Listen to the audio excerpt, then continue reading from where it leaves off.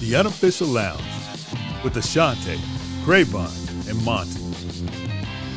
We're here to give you the insight into some of the biggest plays you remember, involving the people wearing the stripes.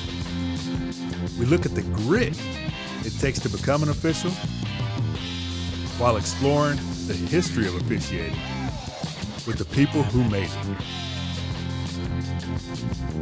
It's more than black and white. The mic isn't working. There we go. Oh, you got it working. All right, everyone, welcome back to the Unofficial Lounge. We are joined today by one of our guests that come on every year for us, been a part of the show, really helping us grow the show, has been a part of all of our careers, to be honest with you, at some point in time throughout our journey in officiating. But please, welcome back to the lounge, Mr. Steve Stremling. Thank you. It's No applause? yeah, Like, come on, Monty. Well, Like, no going? applause? but this is like the kickoff. This is the kickoff. Right. So, Right. so Stephen, in the past, we talked with you about, your growth in officiating and how you took some years off and then you came back. You started progressing up. You were part of the WAC, the original WAC, before their football shut down back in the early 2000s. Then you moved into the Pac-12, where you were there for years, finishing off as a referee, working multiple playoff games, championships, and so on. You have the resume. So are we officially can say, is Steve Stremling carrying off that white hat and off of the field? I think we could say that, yes. Yeah, What- that might not have come from me, but it's certainly apparent. But yeah, no, I'm not. There's no plans to come back on the field, and I'm truly happy and engaged in the things that I'm doing now in football. And it's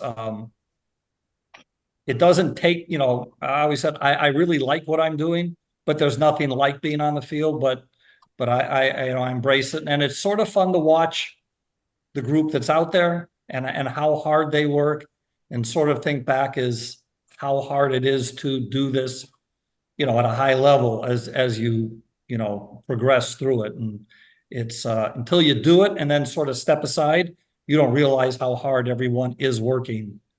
And especially in today's, 4-day travel college football environment, it's a testament to how hard everyone works. So it's fun to watch, fun to be a part of still. So that's still with me. So you Now, officially submitted the paperwork, or this is just you just? I think he's the Terrell Owens of officiating. Okay, he gonna come back. You're always ready. He's he always can in go. shape. The rules is always ready. The knowledge is always there. Just call him. I don't know. I thought you meant he was going to be doing push-ups and sit-ups. Nah, he ain't doing No, push-ups. we don't do that as officials, But He got the rule book out. He knows Yeah, the his rules rule and the book. changes, Monty. right. I'll go. No. I'll go out and do all that stuff. I'll do the rule book, all that. But we're not suiting up for a game. But I'll go. Don't stop doing that, because the day you stop doing that, a lot of things end, not just. Right. So, to be honest, I don't. I'm not gonna talk about that I work out, because anyone who's seen me, that they'll doubt that. But You exercise. I try to keep up with everyone, but it's a little different. But I try to keep up, because the little that slips, I don't want it to be major that slips, because we've always talked about once you step off the field, how much do you stay up? And I'm in a position, with the Big Ten, that I have to stay up with everything. In fact, Right. we just had our rules test tonight, so Be hopefully I easy on me, pass. baby. Be easy on me. Right. Wow. You Now- begging on the test? Hold up. Right. Wait, he's begging on the test. Oh, man, this is my first one. This I not was your nervous first up here in test? church. This is not your first test. It's the first one for the 10. No, Really? shouldn't matter. No, that's not Shouldn't true. matter. Everyone tests are different. Some people have tricky nah. things. Some people have Really? these untricky Really? things. Really. Man, When you begging Mike, like that, you know what? You shouldn't be where you at if it's that bad. Everybody runs a different play every game. We can't say, oh, wait, we don't run that play, where I came from. Yeah. Man, but Test there's a was a water test, the bucket. rules, the People rules. have water buckets though. This Yeah, man. the test But- was good. Test was I think reasonable. Okay. Wow. Well, Monty, this credits the myth that every official needs to be football ready for any test at any given moment, right? No, this is the point that, man, everybody needs to study, and studying does not mean that you have to be studying correctly, making sure you're studying the right things, because things are different. Like some people are testing new rules, as Steve will talk to us about. Some people are testing the old rules, minor changes. Monty, we don't talk rules on. We don't talk rules on We here. don't talk rules on the That's show. true. Come on, That's we've true. been telling you Like- for 5 years now, Monty. We do not talk. We don't- Man, Unless we're trying to. I'm scared 5 years later still. Shit. Unless we're trying to create a new rule. That's the only time we're going to We're talk not about doing one. that. Right. We're not going to redo. When we see you out We're at not going to Cowboys redo camp, halftime, Steve. Monty. We're not going to redo halftime. Okay. Right. When we Half see is you out over. at Cowboys camp, Steve, at least give some guidance. Say that again? I always see you at Cowboys camp. Will you be out there giving guidance? No, I won't. I'm not going to the NFL practices this year. There's a lot of them. There's 5. I Good heard for the Raiders supposed to come. the officials. The Raiders are coming. The Saints are coming. You got Rams, Cowboys, and Chargers. So there's a lot of work to be done for everyone. So Where are the Saints going? they're going to Irvine, where the Rams, I think, were, Oh, wow. because their Wow. facility is being redone, especially the commissary. They weren't happy with the commissary. Oh, okay. Got to Redoing improve the it. food. Gotta They're eat. coming to, yeah. So they're coming to Irvine, is what I heard. And I Wow. think the Chargers are going to Costa Mesa, correct? I'm sorry, the Rams. Raiders. Yeah. So you got them spread out all over. Wow. Wow. So the Rams are going to do everything this year in Thousand Oaks? I think they're Woodland Hills. Oh, they got that ready? I think that's open, and they might do something in Thousand, but I think from what I heard, they're assigning them to work in Woodland Hills. Oh, wow. That facility looks like it's going to, I mean, they took over a mall. I mean, Yeah. for the individuals that don't live in Southern California, they took over what used to be, I'm trying to remember that name of it, but it literally was a mall that they bought and took over. And that's going to be interesting. Yeah. Interesting. Right in the middle of the city. You have Topanga Canyon, one of the most busiest streets in the valley, Yeah. right there running next to it. So that's going to be interesting. Now, Steve, you walk away from a great career on the field, and you're still heavily involved in football, which we're going to talk about. It's not like you're going to disappear from officiating, which is a good thing. But is there something now, looking back, that will stick out to you as a moment in time of your career? Like, man, I remember that, just being on the field or something related on the field that stands out to you as a moment that just, hey, that was a good moment. Yeah, I mean, you think about that a little bit. There's a few games. There are some things, like you said, that I mean, I actually remember my first game in the Western Conference with Don Wilson. It was a 1AA.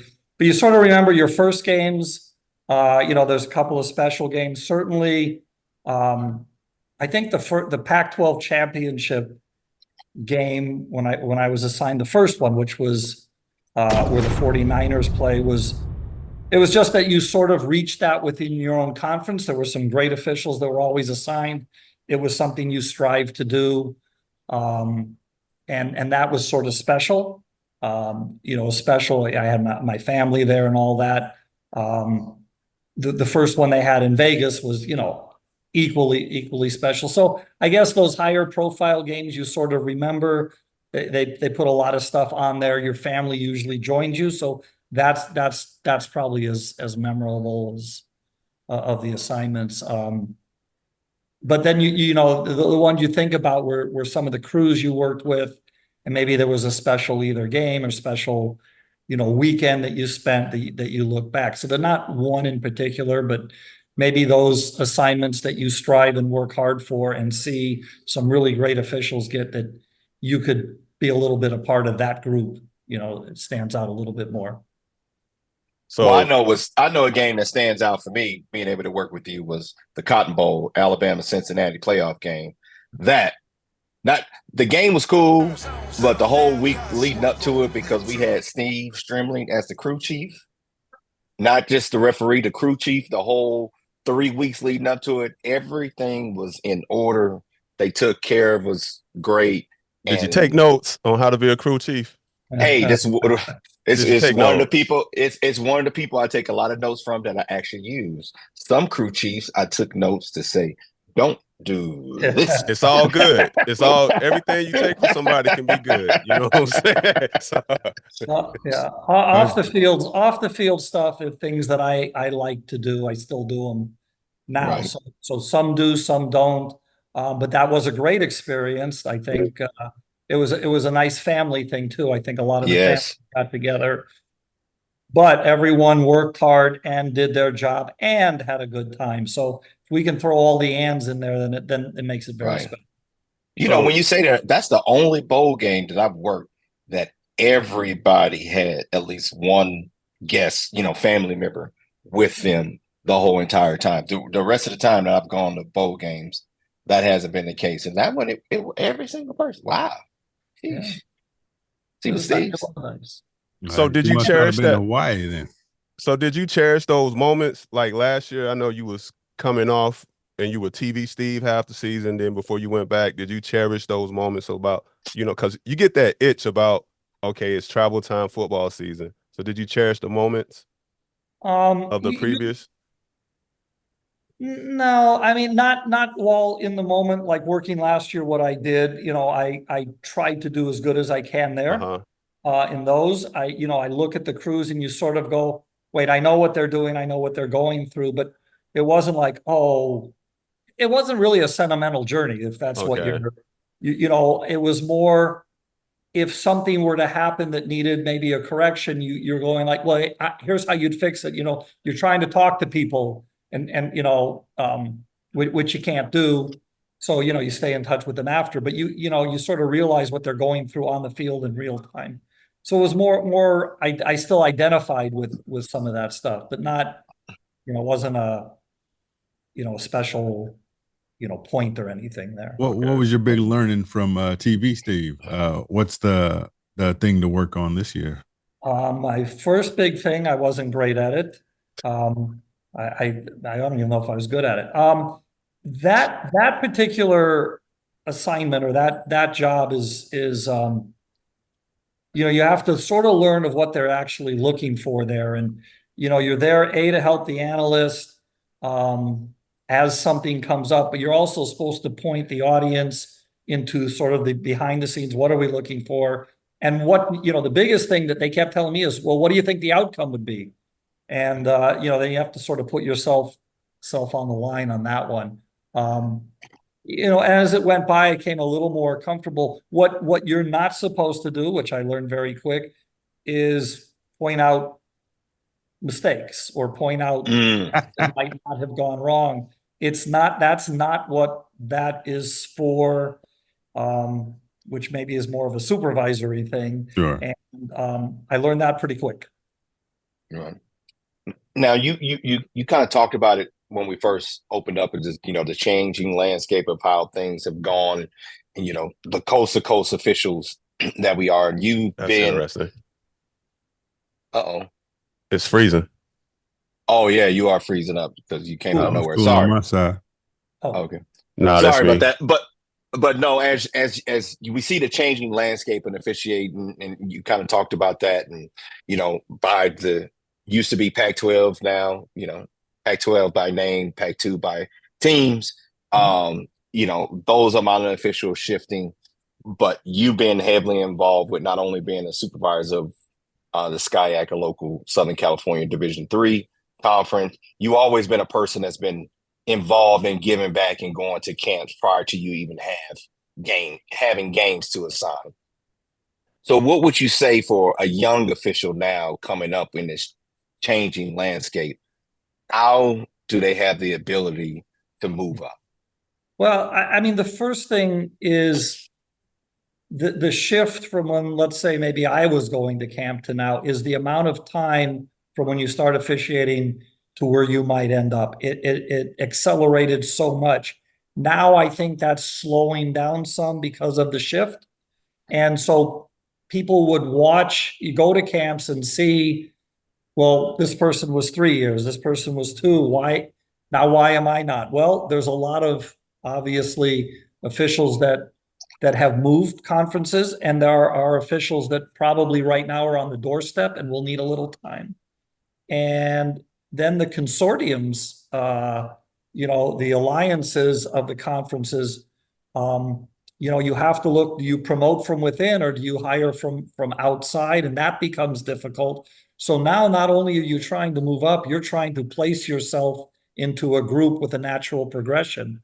I would say the thing that made me sort of the happiest the last few weeks is people outside of those alliances are now talking with the alliances. And I think that that's going to give people a better opportunity to move, if you're not part of that group, even if you're on a different group, and they're going to start looking at officials for being good officials. And again, the group of supervisors are talking more to each other about that. So as far as a younger official, it might be a little more time. I would say be mindful of that. But the other thing is I see as they're doing it, is get back to being really good officials by the book. And then you could learn the nuances of each thing. And I think we've seen a lot of people skip that, and it's starting to maybe hold some things up. You're not going to find the great player that, always at the camp, but doing the basics. And I think some of the conferences are talking about a little more fundamentals as you're coming up. It's interesting now because I think throughout the last season, knowing what the Pac-12 was going through, I was telling everybody, all of us that was on field and replay, we were going to be the transfer portal, right? We're dealing with even what the schools are dealing with players, right? Why do I bring in a freshman from high school when I can go bring in, this person that has the experience, has the knowledge, and still may even be close in age in some cases. So that's going to also block people's progression. Sure. Well, also look or at slow it down, should we say? Slow it down. That that group of officials, you're also sort of like campers. You're a group of X amount of people, and there's room for 60%. Correct. And hire, and the same as going to a camp. There's 3 spots, and there's 50 campers, and it's sort of so now veteran officials are sort of having that same feeling, and then you got to look at if you didn't go this year or something, that there's still a future, but you still got to look, okay, what can I do to improve myself? How am I coming across? It's sort of the same as a camper is. You want to be excellent on and off the field. You want to be a great person and a great official. And, not every human being's the same. And so that group is sort of looked at as a camper group. So you're starting to see that mix of people who hadn't had to do this for a while, sort of reposition themselves. And with you saying that, people reposition themselves, you get into a conference, you get in a Power 5 conference, and you're saying, everybody wants to get to the NFL. If some do, some don't, but you get to a Power 5 and you can say, hey, I'm here, I'm happy. And then a lot of your communication is now just within that group that you are in. So then now, if you've been there 10 years, you haven't had much communication with, you're not networking outside of your group. Ashante, sound like he's telling his story, man. What the hell? Hey, man, this ain't no country for old men. That's not. Hey, I don't have to worry about the networking because the difference is I get the opportunity to work the spring league, so I have that community. I go to camps as a clinician. There's some people that get in those positions that don't have the ability to do those things. So I wasn't talking about me. I was okay. I'm talking about the people that don't have the ability to have that outlet like Steve and I do in networking outside of the Power 5 group. That's what you need to know, Steve. All right, Cravon. But Yeah, it's Ashante's. it's about networking. It's about networking. There's two things. Several years ago, the group of referees got together one day and said, we got to start talking to each other. And through that and through some other things is then you talk about officials in your conference. There are officials that moved to other conferences and you get a call, they never heard of them. And they would be one of the best officials in the country. Right. And there really is that everyone was sort of segued and you only deal within your own conference. I moved to another conference and you saw a little bit of that. They don't know who you are or where you came from. Mm-hmm. And I think the supervisor, that it does need to be more, you'd love to see every once in a while, maybe a couple of different conferences work a game together like the old days, because we're all supposed to be like one. But the other Right. thing is not only the officials, but look what happens when a supervisor changes within a conference. Yeah. A lot of changes. You might not have that cachet with the new person in charge. So, it is important to, as you are, even if you're in a conference, is to keep improving, keep growing, stay involved, stay engaged in football, give back, show that part of you. We never know, right? We are one game at a time. Right. Right. Everybody gonna pull a hammy. Now you've been the supervisor for a couple seasons now of the SCIAC local group. Mhm. How has that changed the way that you approach going to camps compared to you going to camps as a pass as just a clinician? Yeah, I mean, what's interesting is not going as a clinician and now you're going and watching clinicians, and things have changed at the camps of who's doing the teaching. It is very much supervisor driven. Here's who's coming. Here's who you want to get out in front of. It's just a little bit, it's hard to get a handle on an official when they're being told, at a camp, it's not a camp based on where they are in their career. It could be first year, could be, they're ready to break, whether it's D1 or NFL, who knows? And it's hard because the newer ones aren't being taught to be better at a newer official. And that's sort of the group that I'm most interested in. So that's a little bit different, but yeah, we look at things different.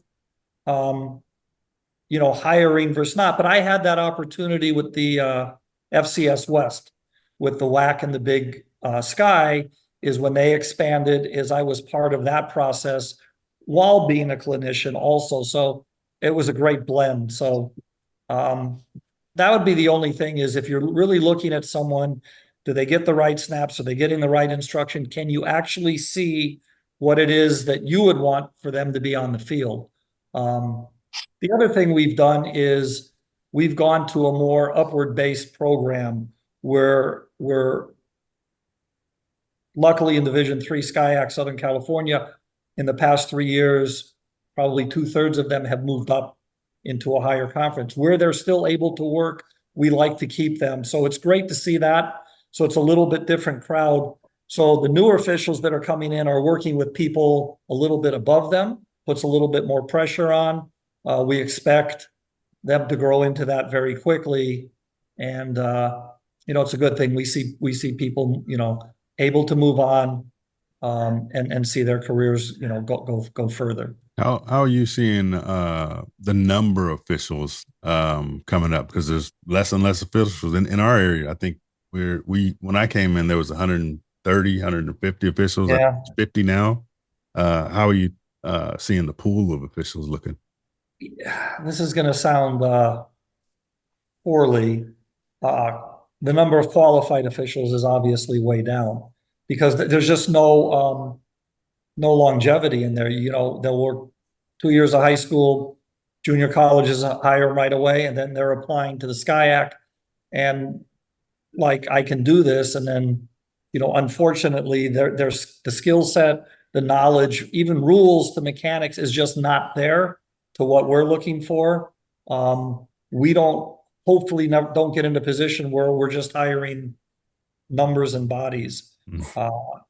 But to your point, Monty, it's true. It's down. People that might need a little more time are out there working junior college, which is great. They'll get that experience.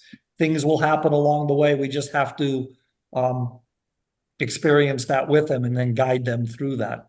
And that's where I go back. I just want, hope that the instruction to who we have steps up to the fact that we're going to move people along quicker and get those basics down, that they're comfortable. We're all comfortable for everyone going out, but certainly in Southern California, our numbers are down for Southern California people. We've expanded into several areas as far as Hawaii, Arizona, Nevada, Northern Cal. All of those people work Division III in Southern California. And obviously then we also do a part of the Pioneer League in San Diego. And that's right. But that pool is all Division I officials, and that pool is pretty strong. Sign me up, Steve. You're more than welcome. Sign me up, Steve. Everybody is welcome, and that's what we put out. And where we can help out somebody, we have people that are working, we would call power, 4.5s, that want to move to another position that are working there because that's what they've requested to do. And we have an evaluation system, someone watching every game to help so they can further their career. So there's no stop signs, for people who want to work football. As the go ahead. You got a chance, Monty. Oh man, I'm coming back to the field, baby. Don't worry about it. I seen you out of uniform. It don't look good. Whoa, man. They have a standard. Gracious. They have a standard in the SCIAC, Monty. Oh. Hate. Man. Wow. We're off Coming kilter. through my stuff. There's a different way in for the replay people, Sean. Speaking of replay, do you think replay will get to that Division III level anytime soon? Yeah, I do. The Pioneer League has started what's called on-field replay. It's a system that allows the referee through the coach's challenge system, plus all targeting that are called, review the plays in real time. They have a system, 4-camera system that immediately downloads to an iPad, and the referee through a coach's challenge will handle that. It's been done in some Division II, a couple of smaller Division Is. This will grow. I'm sure, it's a budget issue, obviously, but the more they see it, some high schools are using it. So my answer is it will. Will it get to the SCIAC? Probably that's 2-3 years down the road. We've sent them the information. Schools are struggling right now with budget, but when it comes to the game, the schools will look to fix that budget at the first opportunity. So yes, it will. That puts another layer on this up and coming group of officials that even though they study the rules, we always say, but you're not using replay. Well, guess what? That will change. So we are going to introduce it in the Pioneer League. All schools in the Pioneer League. One will use collaborative. 9 of them will use this on-field replay system. So it's coming. The on-field replay system, is that another DV Sports product, or is it? No, multiple? I believe it's. And I'm not plugging anyone. I have nothing to do with it. Okay. Sky Cam or Sky Coach. Oh, okay. And what they do is it's just a system. They have 4 cameras that are linked together and download. I would say in a manner like DV Sport in real time. Well, okay. And, when the coach challenges a play that's by rule reviewable, the referee will go over, pull up that play, look at different angles. They can't sync them, but they could, enlarge them, go slow, go forward. We've seen some demonstrations, and I'm sure we'll go through some first year hiccups, just making sure that it works. And that will put a lot of demand on a Division III referee, right? Because now they're going over there. You think, replay instantly if you have a regular standard replay, you have two people up there and collaborative on most cases where the speed is the whole thing. Now, not only the referee got to remember to do his announcement and everything else, now go over, look at this, and then process it. But were they restricted to targeting and kind of No. So no. The rule is anytime you call targeting, you'll review it. Right. And anything else that's reviewable by rule, just like Monty, that we're going to do, is the coach will stop the game with a timeout. He'll challenge that, which means they have to know what's reviewable. Now you have a referee that has to know what's reviewable, let the whole crew, which, it sounds easy. Monty, you can attest that sometimes it gets a little tricky. And now you have to have a different mindset. Right? You might have made the call. Now you got to go look at it, and you don't look at it like you're officiating it, right? What do we say? It's got to be video evidence. So you might go, well, I know his foot hit right there, but even though that the pole is in the way, I know it hit. Right. Well, the pole, you can't. You have to sort of take yourself out. So yes, it will be very difficult. Not everyone will be fantastic at the beginning. No different than our replay people now that have gotten better as it goes along, and we've honed things in. It will be very interesting, some of the things that we are certainly going to have some training involved and talk to them and try to talk them through. So, but that it will be a challenge system, though. The coach will have to be challenge system using the same rules. No rules. Okay. They can. The only rule difference is they can actually challenge. If no targeting was called, they can challenge there was targeting. Okay. That is the one difference. Well, but the challenge, I think that's the big differentiator, is that keeps it to a minimum of. Sure. They can't be like the NBA and just the officials this thing. Hey, we need to look at that one real quick. Right. We hope not. Hey, we need to look at that. Tired of that circling there. We need to look at that one real quick.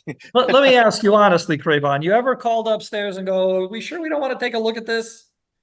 Oh, I have, and sometimes I'm upset of the ghosts that I hear coming back sometimes. Yeah, I would say when replay first came back, there were a few challenges that were initiated by the field. Right. Some that might have been decided by the field. What was it, Ashante? Mark that play. Yeah. Nah, yeah. Don't do that. Right. Yeah, when you say, hey, replay, can you look at that? And you hear the crickets, it's like, oh, I'm sorry, coach. They looked at it. Yes.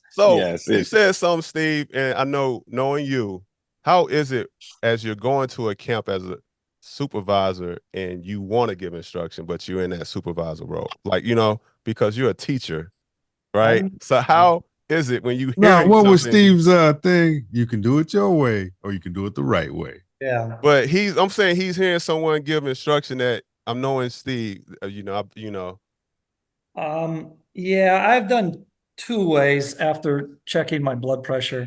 There are times that I've talked with the clinician, and to be honest, look, I want to stay up to date. Hey, is this something that we're now doing? Is this geared towards your conference? Here's how I thought, let me know so I can update myself. That would be one. There's occasion where I might say that's not right, and this is not what we're doing. And to be honest, it might be someone that currently works in a conference that I work for. And I've pulled, afterwards, after they've done, if it's an official, either I have interest in, or they're working with me, or I know them well. I've talked to them after. I said, hey, I heard what just went on. Let's talk about, here's a couple of things I saw you might, and I try to preface it, you might want to consider. I try not to step. The people that are running the camps, if they'd want me to do that, they'd ask me. But to your point, what's the mantra for the world today? See something, say something. Yeah. Even PR change, Steve. That's not what I learned. Might go a little further than That's not what what you taught us at COC, Steve. I just know the COC, Steve. That's right. But you know, there are some that, like I said, are first year officials, and we're trying to get them to run down the field, blow the whistle, and signal timeout at the same time. And I know I don't want to sound facetious, but that really is what they need to work on there. And you know, they're working across the field for someone that's in a, you know, maybe a non-power 5 that's trying to move up, and they're getting sort of the on one play the same instruction, and you can just see they're totally confused. And I hate to say this, but sometimes you ask a camper like, okay, you were out there for 2 scrimmages, you had 3 instructors, how many different things did you hear on the same item? And they sort of look at you and go, few too many. And I think that's the goal of the camp is, let's instruct, we're college. Let's go with that. Hold on.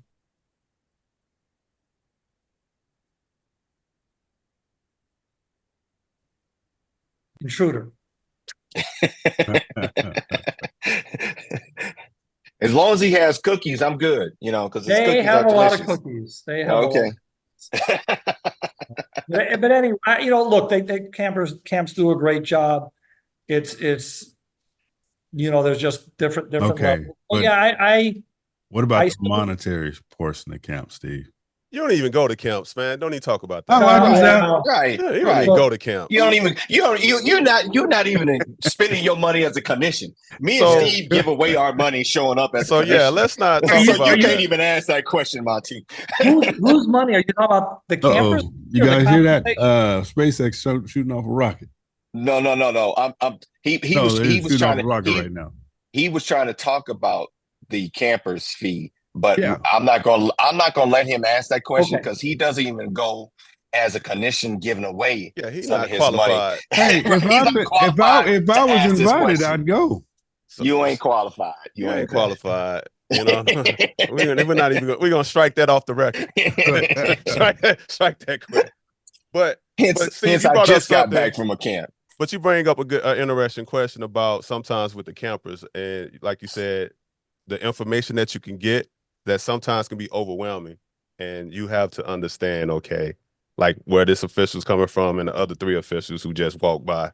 And like you said, are we talking about our conference or what we want this person to know today moving forward? And that's the hardest thing. Yeah, and it's okay if the person says, hey, here's the basic, and here's a couple things that you could, you know, go from really good to great. Yeah. And here's a couple of extra things. You know, the other thing is, I hate to say it, is, you know, the clinicians, they change every year. Somebody gets hired into a hire, now they're a clinician. And I think there's a feeling that they have to express themselves and prove that they need to be out there. And sometimes they don't. And this goes all the way up to our great friends in the NFL that, you know, they've learned or are in the process of learning, and they need to, you know, not show off, let people know. And but maybe that's not what's needed, or that's not the fundamentals that are needed here. So I do see a little bit of that is, you know, look, I'm a prime example, but sometimes less is more, right? Let them go out and do something, and maybe just there's 1 or 2 things. And if they do those 1 or 2 things, then next year they're going to do that, you know. It just need to know a little bit more about the camper that's out there. I think we need to do more background on that. They're not all the same. They're not all there. And I think that's important as a clinician. You watch a camper a couple plays and then ask a person, hey, where are you from? Where are you working? Oh, okay. Now, I've been working high school for 3 years. Oh, okay. This is my first camp. Okay. I'm not worried about that. You see the rub at the second level, you know, type thing. Now it's just, can I get the basics for you? You know, where to stand, how to move. If we can go there, eventually you work enough games, your eyes are going to start seeing the things that you need to see. Right. And onus is on the camper. You get some of them, the person you just said, 3 years, and they're applying to the, you know, ACC. They just got word from the NFL guy that he said, boy, you have a great career, and you should, you know, use their mechanic. And so it goes both ways. And trust me, I, you that tickled me happens. with that one, Steve. Right. That's a very good one. And then we also can go with the ram of not every great player is a great coach, right? Not everybody that can do it can teach it, right? So sometimes it's Not every bad official is a good teacher. Ashante give him his number Hold first on. thing in, Stop, right? Monty. Listen, Monty. Not every bad official is a good teacher now, so we can't go by that logic either, Cravon. No. But I'm just saying, not everybody. Just because you're good at it, don't mean that you can teach it. Yeah. Don't mean you're bad at it, because being at least as a player, you could have been a bad player and pick up some things. To be a bad official and then say, hey, I picked up on this because I was so bad. That's You don't know you bad. No one knows they bad until somebody like, hold up, man. You keep missing that false start. But this year, I think it's a good thing. There's been some invitational onlys. And, let's say maybe the Mountain West Conference USA person that runs that has his own, and you're invited because you're the group that he's looking at. Or I think the Big 12 has something that's more invitational. I always wanted to say that the academy, the one that Carl ran, was very specific and a little more discerning, as opposed to a wide open, everybody, let's get as many people here as possible. Which makes a difference, because now you can set a standard for the camp, right? If it's invitational, you're setting a standard. And there's classroom. We were instructing, here's, and then if you're working for me, here's how we do it here. And this is, and here are the plays. And I've heard some really good things about those. And I think we need more of that. Let the camps be a little more specific to what they're all about, and some training. And I see more on-field exercise clinic in the clinics. We're going to go over, penalty recording. We're going to go, or reporting, and go over things rather than just go out on the field and hope the players put you in a position to show something or do something, right? Which really, even at the camp, if the players did it, it's actually easier to go over with the officials that's not on the field working, right? Because now you got the time to, it's like, hey, we all just saw that. Let's talk through it, to where if you're working on the field, the scrimmages are going, you got to move on to the next play. How many times, Trevor, you want to jump out there and stop everybody and just bring everybody there and talk, and all the players are looking at you, right? But yes, that's hard to do. Yes. Now, Steve, with all of this, we also see, and you kind of touched on it a little bit, but there used to kind of be a roadmap for every region that you lived in, right? You lived in this region, for us on the West Coast, in California, you went to either Northern California JUCO, Southern California JUCO, along with the high school. And then Big Sky, the GNAC, there was kind of just the SCIAC, there was regional roadmaps, to where now that regional roadmap is gone. So I'll give you a quick story. So in the SCIAC, our association and Crayon is in the Pac-12, we used to do clinics in Hawaii. So we have an association with Hawaii. Matt Sumstein's out there, and we know a lot of people. We've seen them grow up and whatever. And there's some Hawaii officials that obviously work in Division I. The SCIAC hired 2 officials from Hawaii. Well, the first conversation is, look, we know you're losing money, a ton. We're not saying you got to do this, no, we want to do this. Well, one of them's pretty good official, and we're trying to get them in the right position with the right people to get looked at to see, if they do have a future. Well, along the way at one of the camps, another Division III offered him a position. And he called and he said, hey, I was offered a position. I'm thinking, that's great. We call it upward movement, right? We'll find out it's Division III. And I called him. I said, did you offer him a position? I said, right. I said, now here's where your places are some small towns in Georgia, Alabama, Northern Florida. That's a 10-hour flight. A 10-hour flight just to get somewhere to take a 10-hour flight for your 5-hour car drive. Oh, goodness. And we talked it through, but the official was enticed, with this, I've been offered something. Well, we had a long conversation, and, if there's an off week and they truly want to have that experience, and it's a great experience to go outside of your comfort level. Right. But It gotta officials make sense. are going to these and they don't care where they're getting offered. And we see people going all over the place. Now, when the WAC came in, a lot of the people that were on the radar of the Big Sky, plus that area, certainly a lot of Southern Cal, were hired in the WAC. Well, that's now morphed into the WAC, ASUN, Ohio Valley, and one other. Right. And now you have there, now that group is going and look, it's we're not here to make money. That's so we say. So they trying to go broke. Yeah, so they tell us what we're getting paid. Yeah.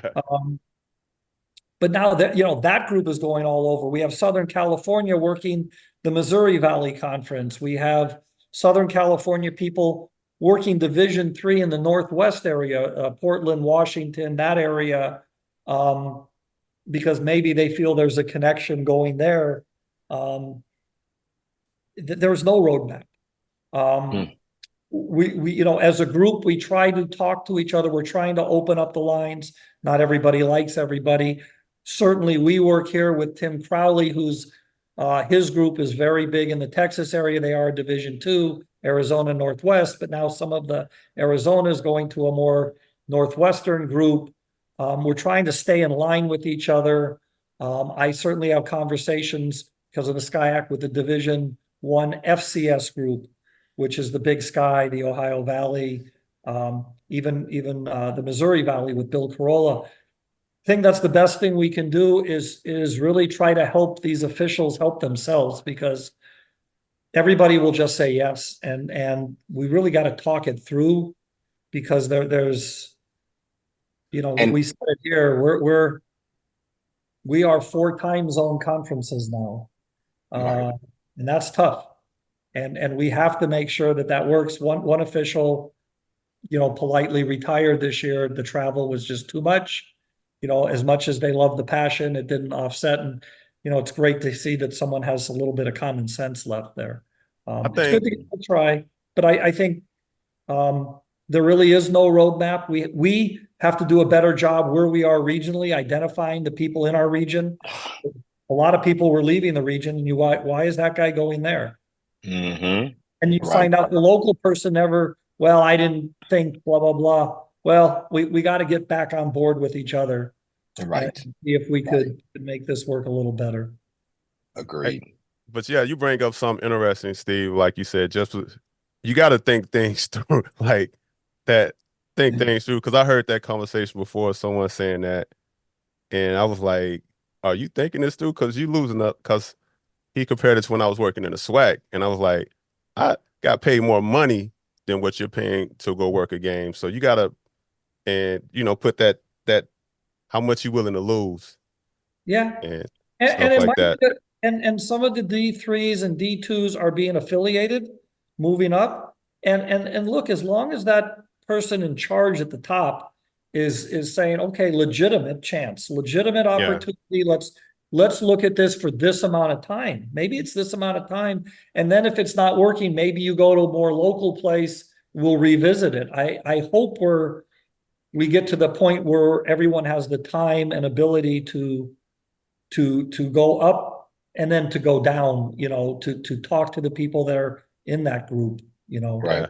We're With that though, Steve, you've been off the field and you had a roadmap that you had a lot of connections, coming up as you officiated. So you were able to, do different things and be a part of different groups. And now you're in that supervisor group. And now, as you said, the 4 time zone officials that we've become, we probably need more of the upper power 4, power 5, whatever, all 11 to communicate between each other a little bit more of their downline, right? Not so much of what they're trying to do at the top, but more of what they got going on down in the roots of it. And I've seen some of it. Okay. Even a small Division III, like I said, we have conversations with the SWAC about officials here, and they're getting what happens a lot of times is they'll get hired at a higher level conference, But as we know, we don't always go full time. Yeah. But the careers they're working at lets them go. And now you're not working anyway. Right. And we've had those Right. conversations to keep these people working. So it's getting, I've seen it get a lot better. We're having the conversations across, let's say the SCIAC to the Division II that runs out of Texas, to Eddie Kelly and the SWAC, to Randy Campbell, to Matt Young. So we're all sort of, there's a big movement. Now, where else is the Division IIIs that are feeding them into? Are we all aware of these people? Is there someone that you're going to start using that we need to continue using or help out with or move into? Right. I've seen that. The Mountain West Conference USA with the Big 12 Alliance having apparently a little more conversation about officials. That's all good news. Right. Hopefully that just continues. Exactly. Okay. And I would tell all the officials that get hired in Division IIIs and Division IIs, work high school, continue to work high school for as long as you possibly can. It helps the officials that are coming up behind you, and it helps you to get more snaps, which we all need more snaps. Don't go from. Hey man, I just working. filled out my ACC application, Craven. What you Yeah, talking about? I'm an email away, baby. but Steve talked about it. It was a point in time when you were coming up. You were working Thursday night. You were working Friday night. Then you were working Saturdays. You were working 4, 5, 6 ball games a weekend. And so it wasn't just, hey, I got hired in this Division III, and now I'm working 9 games a year. To your point, Craven, take those same days, and you might have a Division III guy working a Thursday afternoon and traveling Friday and Saturday. And Right. Sunday. Right. And that's great. That's their look. There's nothing better than packing a bag and taking a long drive or getting on a plane and working. That's a goal when you first start. But this is becoming the norm. But that's what's happening with people 2-3 years into it, and now they're at a camp. They get hired, and they're like saying yes. And they're taking a flight to Houston and then a 5-hour drive to somewhere, and within that game, and that's great. But it does take away some other opportunities along the way. Yeah, and Steve. So let's keep it West Coast a little bit. So for those SCIAC guys coming up, where would you propose they find their mentors to get to those next steps? Where should they be looking? I'm gonna have a hard time answering where you get the mentors. What we've done is we've opened it up to about a handful, maybe a half dozen people to start to train with us that we see they're their first or second year in junior college, probably potential, but we don't think maybe they're ready for the level working with the group they're working for. We've invited them to train with us so they understand, we still try to do a little more teaching, a little more basics with the trainers that we have. It's a pretty big group for a small amount of officials. So that's one. We could say if you're interested in the SCIAC is to contact us. Certainly, we do feel you do need to go to a camp. And this is, I'm not trying to make a slam. We need to have a better connection with the junior college people. That what is your training? Who are the people that are getting this training and sort of latching onto it and excelling at that? So to get them in front of us, unfortunately, we sometimes see more people outside of our area than inside, and we're not. And we're trying. I think it will get there. Junior college is just trying a lot of times filling up the crews, and there's people that moving in an accelerated manner that might not be ready, but we really need to have a better relationship with them and identifying who's watching them and then what are they telling us about those people and how do we connect with them. We tell everybody, if you're going to a camp, let us know. Between the group and the SCIAC, as you know, Craven, we pretty much have someone everywhere, and if we're not there, we know someone is, and we'll ask them, and we're very specific in what we're looking at and who we're looking at. At least we someone we trust is going to give us a heads up, and we have no problem bringing people in based off of that either. All right. And Monty, the question you asked is the officials, where do they find a mentor? A lot of these younger officials need to just take advantage of the people that tell them to reach out to them. and they're not doing it. The mentor is not going to chase you. You have to chase the mentor, right? You don't want to chase them away, but you got if somebody you go to a camp or they say reach out or send me an email, keep in communications. We talked about this on almost every show. It's the mentee's responsibility, right? It's their responsibility. And I don't think they are doing that because they go get hired. And then now all of a sudden I'm in this conference and I just got to listen to that conference where sometimes you still need that mentor. You still need that guiding light that's going to take you to the next level. You just got to keep showing up to the same classroom, and eventually they'll like figure you out, oh, you here every week. Now, okay, well, answer a question, like, so sometimes you just got to show up. Don't be a pest, but just be present.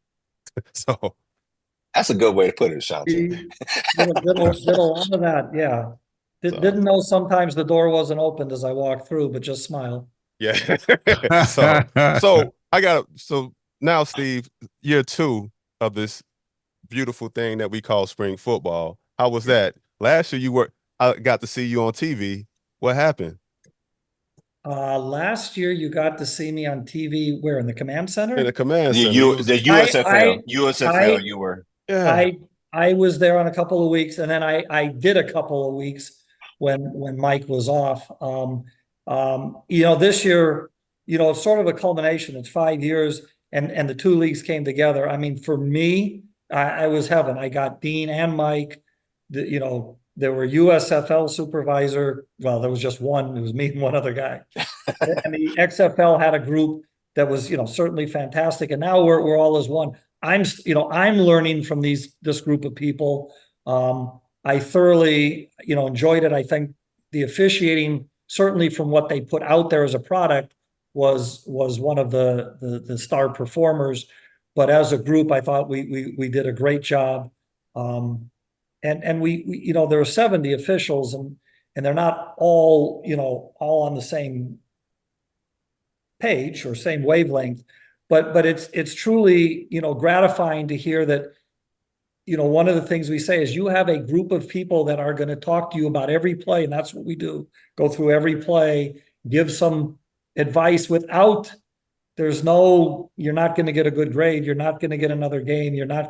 There was no negative to it. And to hear an official go, I learned something. I didn't realize why that was. You explained it, and not me, but you explained why we do it and who it affects. So now I can go back in the NCAA or the fall game, and I'm going to be a little bit better. And that's where we need, every official needs to be a little bit better all the time.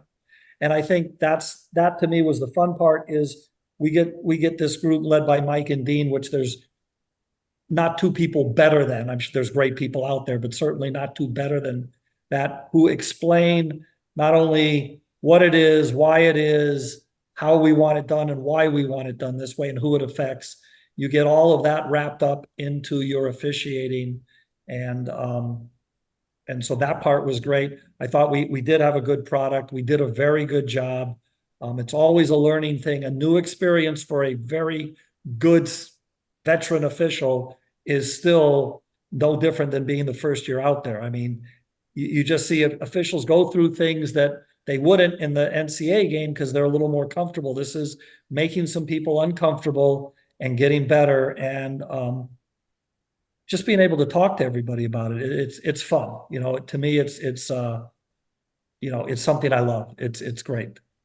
It's one thing that I could say. I don't know if you feel the same way, but I feel like it's growing officiating at every level in a sense, because the tentacles that created from the spring leagues, because so many people are coming from so many different places, it's always something to take back to your local group, because it's not everybody. Hey, we're going to do this all single year. It's West Coast, East Coast, Midwest, South. It's everybody.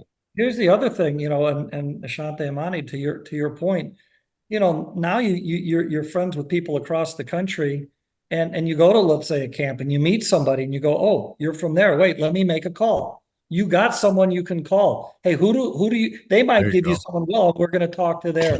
And that was one of the initial reasons in the spring league there was no regionality to this, and conferences were just broken up into we want every crew to have.